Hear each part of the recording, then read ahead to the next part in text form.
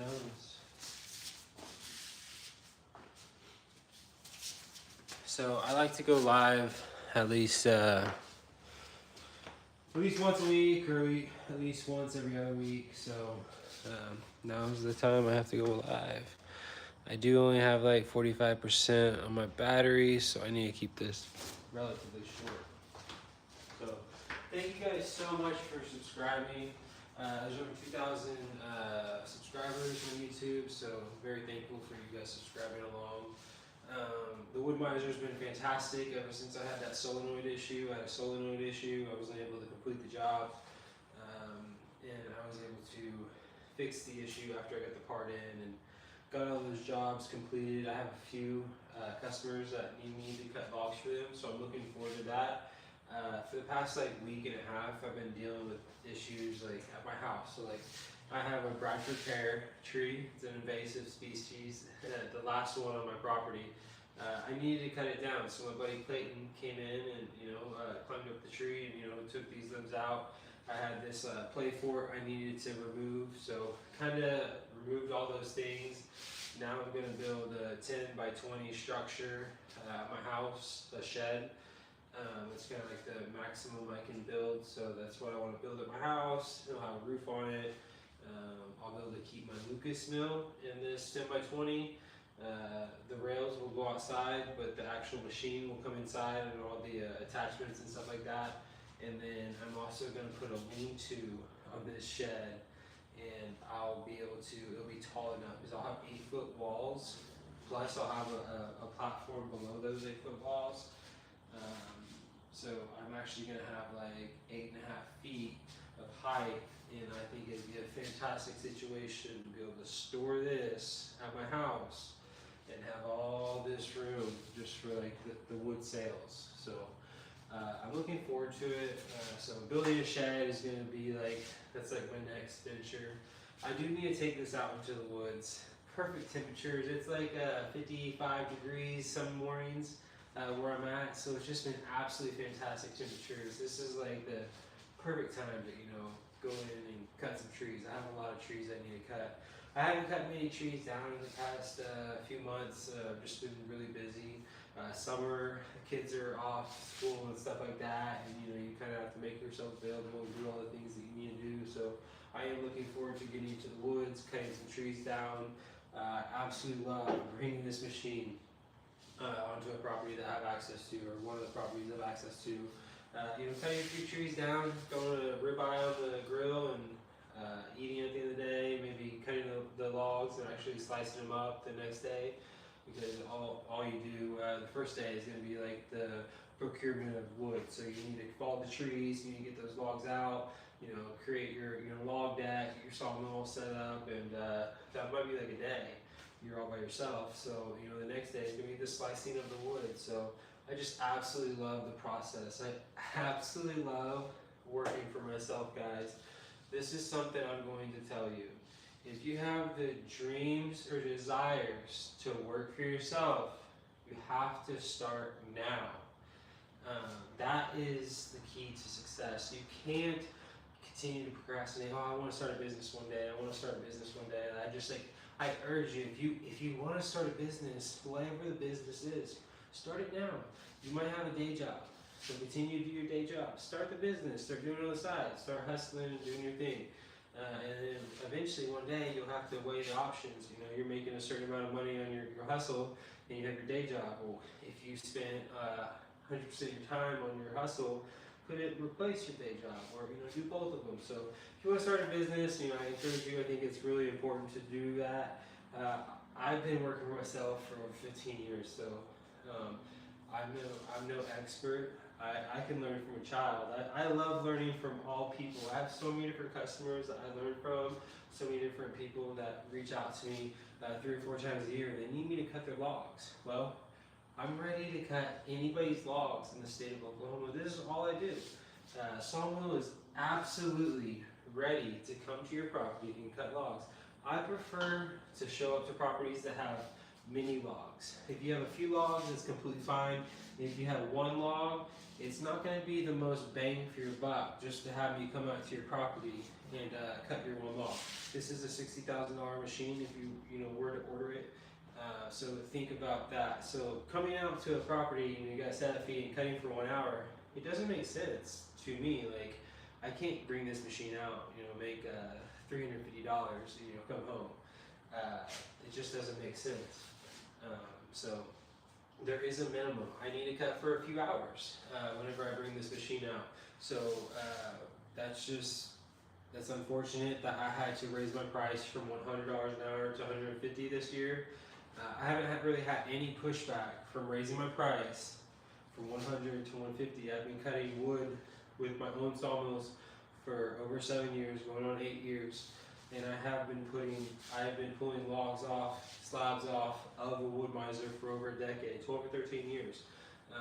It all started at Oklahoma City Sawmill. I used to, take logs to them, hundreds of logs, for many years. And I finally decided I need to put the tool in my tool bag and get my own sawmill. So just pretty familiar with the sawmill and stuff like that. I'm looking forward to cutting your logs. If you have any logs for me to cut, my number is 405-562-0707. That's the best way to reach me. Prefer is going to be a simple text message, but hey, I'm blah blah blah blah, and I'm from Crescent, or I'm from wherever, and I have 20 or 30 logs, 15 logs, 50 logs, 100 logs, 200 logs. I don't care how many logs. I love coming to a property that has 200 logs. That's my favorite thing. Coming to a property that has hundreds of logs waiting for me to slice up, favorite thing. It's gonna be a multiple day job, and I just absolutely love it. And my most favorite thing, there's probably a few people in the state that kind of achieve this situation, is whenever I come onto their property and cut their logs, they're letting me cut the logs. I'm not having to take material off my machine and put it in their stack or take it off cut or so on and so forth. There's consistent logs being loaded. I have a consistent skidster operator that can work properly around my machine, scoop up bules off my machine after I cut them, continue to keep me fed, continue to keep the workloads going. There's only 3 or 4 different operations in my state that can achieve that. So I absolutely love cutting logs for those individuals. I'm ready to eat your logs, guys. This is all I do. Like I said earlier in the video, I like to make a live video at least once a week or every other week, and it's kind of time for me to do that. These are $15 a board foot. Their price, I think, if wherever you want to take the measurements, I'll give you that. If you want to take the measurements, so let's just say we got a 32, we got a 33, and we have a 47. So let's just say average, I'm going to say 35, okay? So you got 35 times 3, okay, times 110, divided by 144 is going to give you how many board feet are in this particular slab. You're going to take that board footage price, you're going to times it by 15. That's when you're going to see the price of what it comes out to per slab. So if you're trying to figure out well, how do I figure out what board footage is? It's length times width times thickness. So let's just say you have a 12-inch board. So 12-inch board, let's say it's 1 inch thick, and let's say it's 10 feet long. So you've got the 12 by 1, 12 times 1 times 120 inches divided by 144. It'll give you an idea of how many board feet are in that situation. But just to kind of know on the base of your head, we're talking about a 12-foot board by 10 feet, and it's 1 inch thick. So there's going to be around 10 board feet in that board. The measurements are precise on that. That's 10 board feet. You don't even have to do the calculation. So I always kind of know whenever I see a board or whenever I'm procuring wood, I kind of have an idea of how many board feet are in that piece of wood. So not even having to put the tape on it. So that's something that I love, just cutting wood. My most favorite logs to cut are usually extremely ugly logs. So whenever a log is just ugly, it usually has beautiful grains. So you can get some red elm logs that are just absolutely fantastic. You can get some sycamore logs. There can be cottonwood, hackberry, mulberry, bodark, white oak, black oak. You got the red oak. Just so many different types of logs. Like whenever you slice these logs up, you open up the grain, you kind of just see like the grain for the first time. You know that thousands of the logs that have been on this machine or my other machines typically probably would have went into a burn pile. The landowner, homeowner, had desires to not let that happen because it's happened before for them. They contacted me. They want me to slice their wood up, and I sliced it up. And they take material that was either going to go to the landfill, a burn pile. It's been growing for many years. Whenever a tree grows, it captures carbon. Okay, we need trees. If you wanted to be like technical, trees are the rarest thing in the universe. Okay, there's gold in in outer space and different planets. There's no trees. The only place in the universe that we know of that there's trees are going to be in our world. Okay, so they're very important to our ecosystem. So my favorite thing to do is to cut trees down whenever they're like end of life cycle. So you have this tree end of life cycle, it's done its job. So it's spent many years capturing carbon. There's been multiple things that have happened to it. You might have had an ice storm, you might have insect infestation, or whatever. The tree is dying. That tree is cut down, it's salvaged, it's sliced up. You lock that carbon up, you turn it into like its next life. So like that's my absolutely favorite thing to do is turning logs into slabs or lumber that can be utilized versus the burn pile. That's where the business started. I'm going to continue to do it. I absolutely love cutting wood, guys. If you have any logs in the state, I'm your guy. This is all I do. You reach out to me, I'll cut your logs. This is, we're YouTube, live. I said at the beginning of the video, I think I have like 40% battery, and I am in a pretty, I'm in a pretty intense leverage trade right now on Bitcoin, so I do need to get back to my phone here soon. So I'm willing to lose what I bet on the situation. I bet on Bitcoin every single day, so I love Bitcoin. This is another thing. So whenever I sell a piece of wood, I like to convert it into BTC. I've been doing that for many years. I think it's smart. The dollar has lost value. 2020, this cost 40,000. Now it costs 60,000. That's a 50% increase in price on the dollar. And I just think it's always important to continue to convert my dollars into Bitcoin. So anyways, that's just kind of my spiel. I love cutting logs for people. I love selling wood. I've been selling wood a lot of wood lately. Earlier today, there's a pretty massive, it was a short, fat slab. So it was a $300 price point. Somebody came in, purchased a slab, and I'm looking forward to putting a few slabs in that space. So that space is now freed up. So I have a few slabs I kind of want to present in a different fashion in that area, and that gives me the ability to do that. So every time these big slabs don't move often. Like, I'll sell a few of them, a month or so. I did sell one down there, and you see this one sold. This one's sold. So it's not for sale, it's sold. And then, this is the only one available. I think that's in the photo frame. I love selling wood, guys, and I love cutting logs. I do have a Lucas mill that can cut 76 inches wide by 20 feet. I don't advertise or use that mill for anybody else but my own log procurement.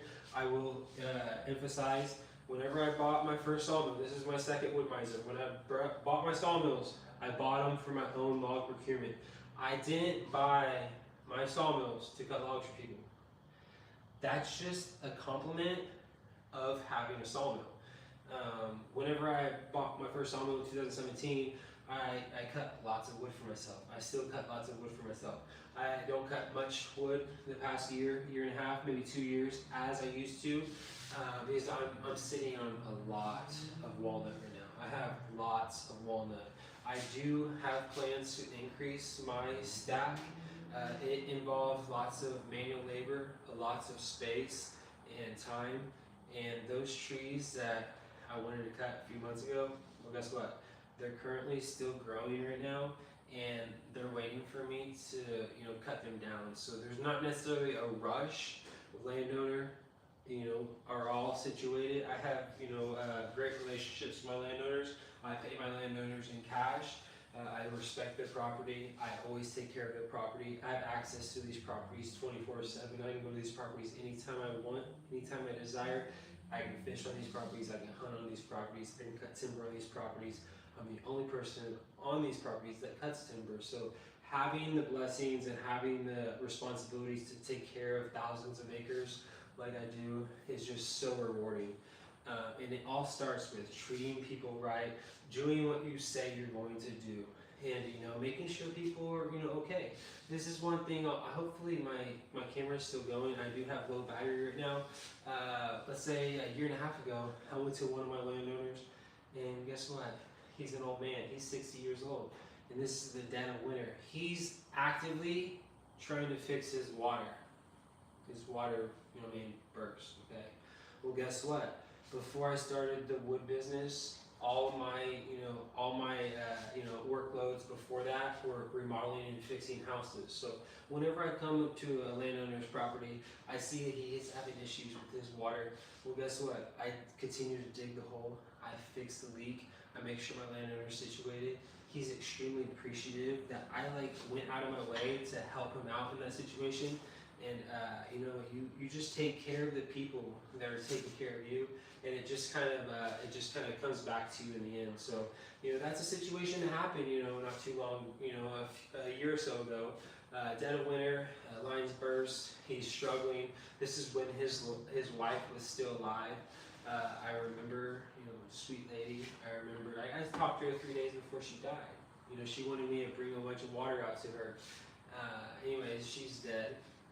He's still alive. He's doing great, but he is in his older years. So you don't know. Just because you think you might have the locks on a particular property, anything can change. If that man dies, his sons have access to the property.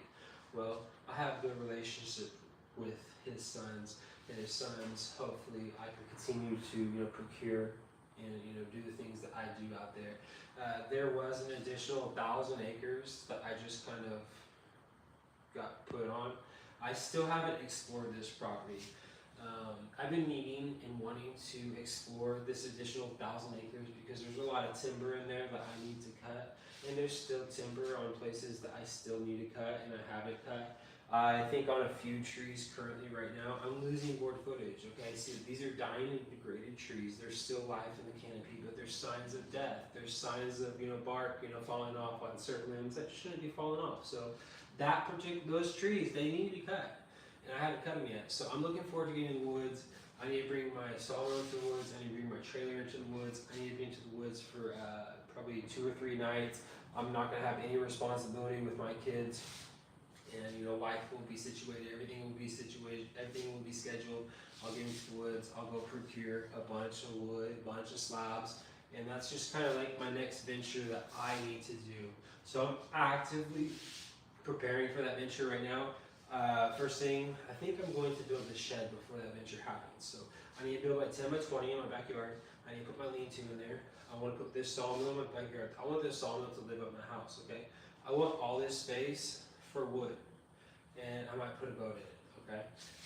So that's just kind of my ventures, and I appreciate you guys for subscribing, following along. If this isn't the channel for you, don't subscribe.